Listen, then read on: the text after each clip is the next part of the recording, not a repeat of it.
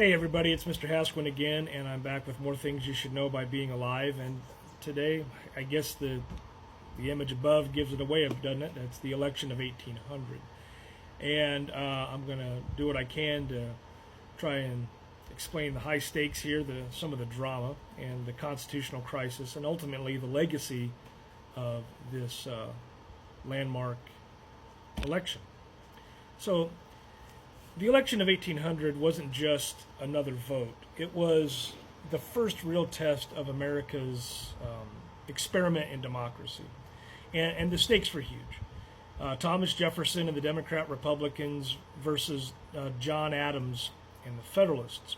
And it was a rematch of 1796 with, Washington-era policies at the central issue, right?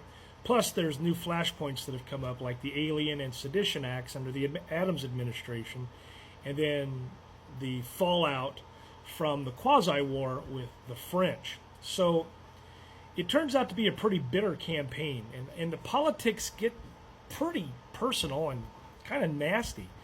The Federalists accused Jefferson's supporters of being atheists and radicals, and the Democratic Republicans painted Adams as a would-be tyrant, who was just out to abuse power. And so it was one of the most vicious early campaigns, complete with newspaper mudslinging and political cartoons. And so there was a clever trick to try and avoid a tie. And Jefferson and Aaron Burr both got 73 electoral votes due to the Electoral College rules that don't differentiate between the president and the vice president. So, because we were seeing this coming out of the political parties for the first time, the electors that voted for the Democrat-Republicans you put down two names on a ballot, and everybody put down Jefferson and Burr. And that's how they get the tie. There was no vote for president on this line and vote for vice president on this line. And so it gummed up the works. And so that meant that this race went to the House of Representatives. And so under the Constitution, in Article 1, the House of Representatives is responsible for breaking the tie in the Electoral College, because the House of Representatives is the House most closely related back to the people. Kind of think of it like the 6 degrees of separation to Kevin Bacon, right? Well, between the people of the United States and the House of Representatives, there's 1 degree of separation, and that's why they like having the House have the power of the purse, and in this case, breaking the tie for president. So, in that case, in the House, then, 1 state, 1 vote. That means each state's delegation would have to have the internal dialogue and debate and decide who gets that one state's 1 vote.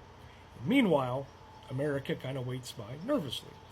So the House was controlled by outgoing Federalists, the members of Adams's party, and they weren't exactly pro-Jefferson. And so day after day, we end up with no decision. And it takes an incredible 36 ballots, 36 separate votes, to finally break the deadlock. Who was the game changer? Well, if you've seen the musical, you know it's Alexander Hamilton. He was Adams's rival, and in the Federalist Party, though. And so Alexander Hamilton persuades Federalists that of the 2 choices between Jefferson and Burr, Jefferson was the lesser evil compared to Burr. And on February 17, 1801, Jefferson wins.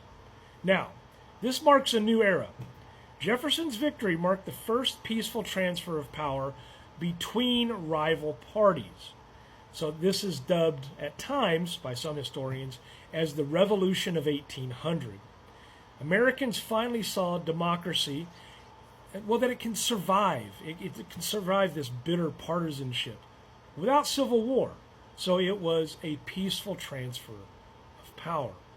So the crisis led directly to the adoption of the 12th Amendment to the Constitution. And this requires separate electoral votes for the president and the vice president to avoid future ties.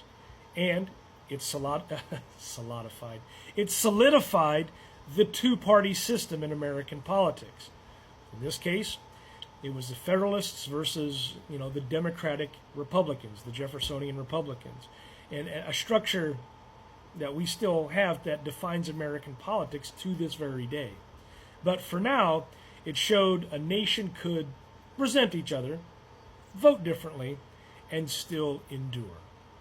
So, if you enjoyed this particular lesson, if you're inspired by peaceful democracy, hey, throw out a like there for me, or maybe a comment and a share or a follow, that kind of thing, because I enjoy this.